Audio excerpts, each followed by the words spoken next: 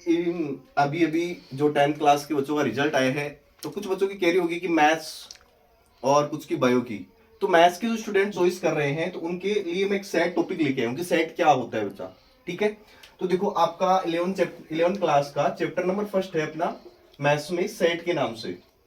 तो बेटा सेट क्या होता है, और 10th क्लास में ऐसा सेट नाम से कोई टॉपिक नहीं चलता था आपके। ठीक है, अभी बात करते हैं आपके लिए नया टॉपिक है सेट। सेट क्या होता है, सेट के बारे में बात करें, इस set is a well defined collection of objects. क्या, इस set is a well defined collection of objects. Set क्या होता है कि जो अपने पास में ऑब्जेक्ट्स होते हैं उनका कलेक्शन ही क्या होता है, अपने पास में सेट होता है बेटा। ठीक है, लेकिन ये कलेक्शन कैसा होना चाहिए अपने पास में, ऑब्जेक्ट्स का कलेक्शन कैसा होना चाहिए, वेल डिफाइंड होना चाहिए। अब देखो कि सर ऑब्जेक्ट्स क्या होते हैं, व्हाट इज ऑब्जेक्ट्स। ऑब्जेक्ट्स में बेटा जैसे अपने पास में वीक नेम हो गए, मंथ्स नेम हो गए, पर्टिकुलर अपनी क्लास के बच्चे हो गए। ठीक है, जितनी भी चीजें अपने पास में ग्रुप फॉर्म में होती हैं, जैसे अपने पास में एलिमेंट्स हो गए, जितनी भी चीजें होती है वो किसमें आती है, अपने पास में ऑब्जेक्ट्स में आती है। लेकिन उनका कलेक्शन और वो कैसा होना चाहिए अपने पास में, वेल डिफाइंड होना चाहिए। अब वेल डिफाइंड का मतलब क्या होता है, यदि अपन वेल डिफाइंड की बात करते हैं, तो वेल डिफाइंड का मतलब होता है कि जैसे कोई भी क्वेश्चन हो रहा है उसका आंसर ना पर्सन टू पर्सन चेंज नहीं होना चाहिए। ठीक है, जैसे मैं बात करूं इंग्लिश के अल्फाबेट्स में वोवेल्स की बात करते हैं।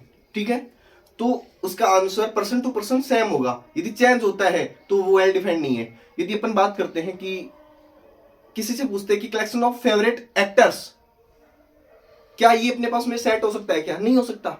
वाई, क्योंकि सबकी चॉइस अलग अलग है, किसी को कोई एक्टर्स पसंद है, किसी को कोई अलग पसंद है। ठीक है, तो वहां पे उसको अपन वेल डिफाइंड नहीं बोल सकते। ठीक है, अब देखो जैसे एग्जांपल की बात करता हूं, the vowels of English alphabet. ठीक है, जो इंग्लिश अल्फाबेट्स में अपने पास में वोवेल्स होते हैं, क्या ये बताओ मेरे पास में सेट होगा या नहीं होगा, बिल्कुल होगा, क्योंकि अपने पास में पता है ए ई आई ओ यू, यही अपने पास में वोवेल्स होते हैं इंग्लिश अल्फाबेट्स में। ठीक है, क्या इसके अलावा कोई वोवेल्स होते हैं क्या अपने पास में, अपन यहाँ की बात नहीं कर रहे, थोड़ा सा दूर चले जाओ, क्या चेंज हो जाएंगे क्या वोवेल्स, नहीं होंगे। तो क्या बोल रहा हूँ, वेल डिफाइंड का मतलब क्या होता है, person to person no change. यदि पर्सन टू पर्सन यदि किसी क्वेश्चन का आंसर चेंज हो रहा है तो वो वेल डिफाइंड भी नहीं होगा, और वेल डिफाइंड नहीं होगा तो फिर वो एक सेट भी नहीं होगा। यहीं पे बात करते हैं collection of all days in week.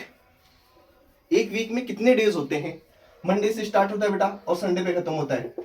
ठीक है, अब देखो कहीं पे जाएंगे तो कोई वीक में मंडे के 7 डेज के अलावा भी कोई डेज ऐड होते हैं क्या, नहीं होते, ये कलेक्शन चलता है अपने पास में। अब देखो यहाँ पे the collection of difficult topic of maths, क्या ये मेरे पास सेट है या नहीं है, पहले तो ये बताओ मेरे को, सेट है या नहीं है। बिल्कुल, देखो मेरा मैथ्स में कोई मेरे को कोई टॉपिक डिफिकल्ट लग रहा है, आपका कोई और टॉपिक डिफिकल्ट होगा, किसी और बच्चे का और कोई टॉपिक डिफिकल्ट होगा, यानी पर्सन टू पर्सन इसका आंसर चेंज मिलेगा आपको। तो ये अपने पास में एक सेट में नहीं आएगा। ठीक है, यदि अपन एक्टर्स की बात करें, ठीक है, यदि मैं पूछूं the collection of actors, favourite actors,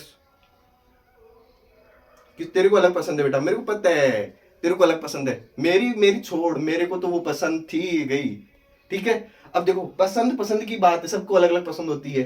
ठीक है, अब अपन बात करते हैं इसको कितने फैक्टर्स में बात करते हैं। यदि फैक्टर्स की बात करें तो इसको 2 फैक्टर्स में लिखते हैं, एक रोस्टर फॉर्म होती है अपने पास में, एक होती है बिल्डर फॉर्म।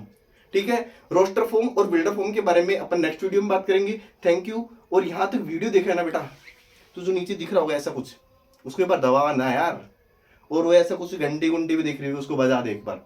ठीक है, और आपके लिए 11th का पूरा कंप्लीट कोर्स एसपी सर के चैनल पे आपको पूरा कंप्लीट कोर्स मिलेगा बेटा, इंग्लिश मीडियम और हिंदी मीडियम के बच्चों के लिए।